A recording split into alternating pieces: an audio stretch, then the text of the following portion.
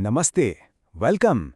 आज हम हेरिडिटी यानी वंशानुगति के उन बुनियादी नियमों को समझने वाले हैं जो हम सबकी कहानी बताते हैं। चलिए इस जेनेटिक कोड को क्रैक करते हैं। कभी सोचा है आपने कि आपकी आंखें आपकी माँ जैसी लेकिन बाल आपके पिता जैसे क्यों हैं? ये सवाल सुनने में जितना आसान लगता है ना, इसका जवाब उतना ही गहरा है। और इसकी पहली कड़ी जोड़ी थी 19वीं सेंचुरी के एक मंक ने। तो चलिए सबसे पहले उस शख्स से मिलते हैं जिसे हम फादर ऑफ जेनेटिक्स कहते हैं, ग्रेगर मेंडल। और हम देखेंगे कि कैसे उन्होंने मटर के पौधों पर कुछ आसान से एक्सपेरिमेंट्स करके साइंस की दुनिया में क्रांति ला दी थी। और मजेदार बात यह है कि मेंडल की खोजें अपने वक्त से इतनी आगे थीं कि दुनिया को उनकी अहमियत समझने में लगभग 50 साल लग गए। सोच के देखिए। ओके, तो शुरुआत करते हैं उनकी पहली और सबसे इंपॉर्टेंट डिस्कवरी से। इसे कहते हैं लॉ ऑफ डोमिनेंस। ये नियम बताता है कि क्यों कुछ ट्रेड्स हमें साफ साफ दिखते हैं जबकि कुछ जैसे छुपे रहते हैं। बेसिकली इसका मतलब ये है कि जब एक ट्रेड के दो वर्जन्स यानी एलील्स मौजूद हों तो उनमें से एक बॉस की तरह होता है। वो डोमिनेंट एलील दूसरे रिसेसिव एलील को अपना असर दिखाने ही नहीं देता, उसे छुपा देता है। इसका एक बेहतरीन एग्जाम्पल है मेंडल का एक्सपेरिमेंट। जब उन्होंने एक शुद्ध लंबे पौधे को एक शुद्ध बौने पौधे से क्रॉस कराया तो पता है क्या हुआ? पहली जनरेशन यानी F1 के सारे पौधे लंबे निकले। तो वो बौनेपन वाला ट्रेट, वो रिसेसिव ट्रेट कहाँ गया? वो छिपा हुआ था लेकिन गायब नहीं हुआ था।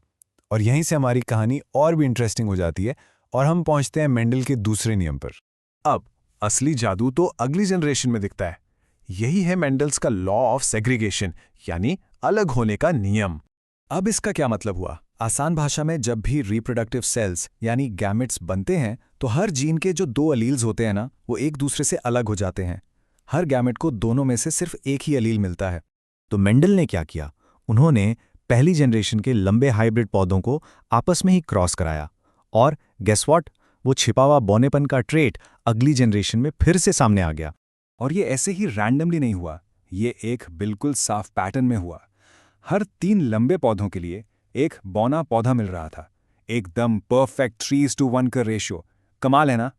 ओके, अभी तक तो हम एक ट्रेट की बात कर रहे थे, पर क्या होता है जब हम एक साथ दो अलग अलग ट्रेट्स को देखते हैं? यहां पर आता है मेंडल का तीसरा नियम, लॉ ऑफ इंडिपेंडेंट असॉर्टमेंट। ये नियम सीधा साधा कहता है कि अलग अलग ट्रेट्स के जीन्स एक दूसरे से आजाद होते हैं। मतलब एक ट्रेट का अगली जनरेशन में जाना दूसरे ट्रेट पर डिपेंड नहीं करता। जैसे बीज का रंग क्या होगा, इसका बीज के शेप से कोई लेना देना नहीं है। इसे साबित करने के लिए मेंडल ने एक और ब्रिलियंट एक्सपेरिमेंट किया। उन्होंने पीले और गोल बीजों वाले पौधों को हरे और झुर्रीदार बीजों वाले पौधों से क्रॉस किया और जो रिजल्ट्स आए वो काफी सरप्राइजिंग थे।